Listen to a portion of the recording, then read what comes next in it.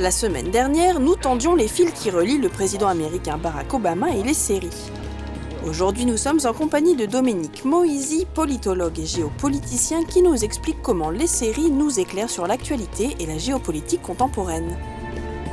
Les séries deviennent un genre différent, d'une qualité supérieure, plus noble, un peu au tournant de la fin du XXe siècle et du début du XXIe siècle, au moment où le monde change profondément sous l'impact du 11 septembre 2001. Et donc, les séries vont refléter l'évolution du monde, son caractère tragique. La violence des séries va répondre à la violence du monde, et il va y avoir cette interpénétration entre la réalité et la fiction. Nothing has made the world more dangerous in the last 15 years than the foreign policy of the United States. All that suffering and nothing changes. Somebody betrayed us. You think? J'ai d'abord regardé les séries comme un objet d'étude, même avec beaucoup de distance dans le cas de Game of Thrones. Je ne connais pas le monde de la fantasy, je n'ai pas lu Tolkien, je n'avais pas lu George R.R. Martin. Je n'étais pas à l'aise, c'était pas ma génération, c'était pas mon univers. Et au début, j'ai dit non, je ne vais pas y arriver. Et à un moment donné, je me suis rendu compte que j'étais drogué. Game of Thrones, une série que Dominique Moïsi rapproche de Downton Abbey comme deux fictions aussi différentes que complémentaires. Ce sont deux séries de genres extraordinairement différents. Mais le point de départ de ma réflexion, ça a été un commentaire de Sir Julian Fellowes, l'auteur de Downton Abbey. On lui demandait, mais comment expliquez-vous le succès mondial de votre série? Et il répondait, au fond, aujourd'hui, dans le monde chaotique qui est le nôtre, dans le monde anxiogène qui est le nôtre, il y a une nostalgie de l'ordre. Et Downton Abbey traduit cette nostalgie de l'ordre. Chaos isn't a pit. Chaos is a ladder.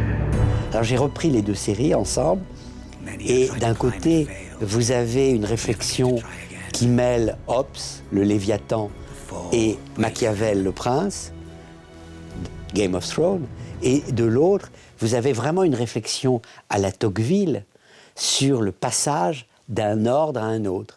Downton Abbey, c'est un monde qui s'effondre, accéléré bien entendu par la Première Guerre mondiale. Et la première scène de Downton Abbey, c'est le naufrage du Titanic, qui est extraordinairement symbolique. Le bateau s'enfonce dans les eaux glacées de l'océan, et le système que décrit Downton Abbey va disparaître avec les vagues démocratiques qui vont monter à l'assaut du château. What a tragedy.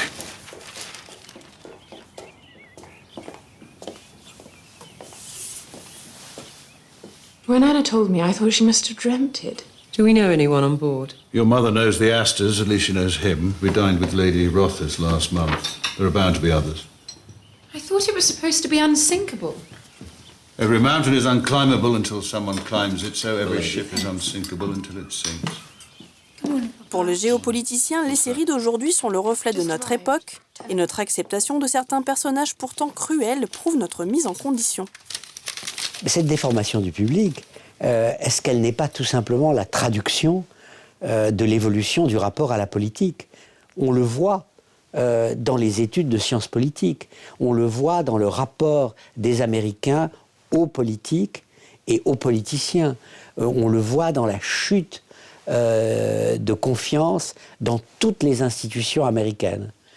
Au moment du début de West Wing, la confiance dans les institutions américaines est très supérieure à ce qu'elle est au moment où l'on entre dans le monde de House of Cards et du couple infernal Underwood. That's right. We don't submit to terror.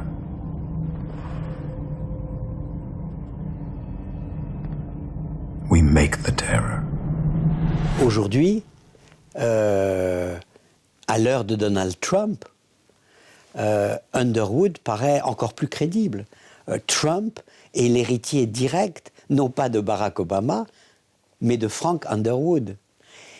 À l'époque, c'est-à-dire au début des années 2000, je ne crois pas qu'on aurait pu, dans le climat américain, envisager une série comme House of Cards. One heartbeat away from the presidency, not a single vote cast in my name. Democracy is so overrated. Si l'Amérique observe le monde dans ces séries, elle n'est pas la seule. Sortie l'an dernier, la série d'anticipation Occupied, écrite par Jon Esbo, imagine l'invasion de la Norvège par la Russie.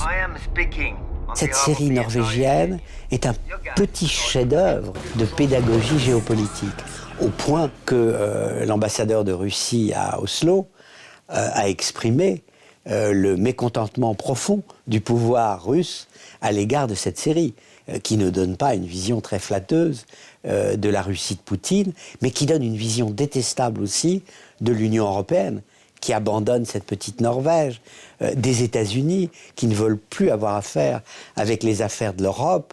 L'ambassadeur des États-Unis en Norvège, à un moment, dit « Mais vous savez, nous sommes trop occupés au Moyen-Orient et en Asie, vous êtes seuls. » Il y a une sorte de rapport à l'actualité qui est d'autant plus extraordinaire que, en fait, la fiction précède la réalité. Do we have a deal, Mr. Berg?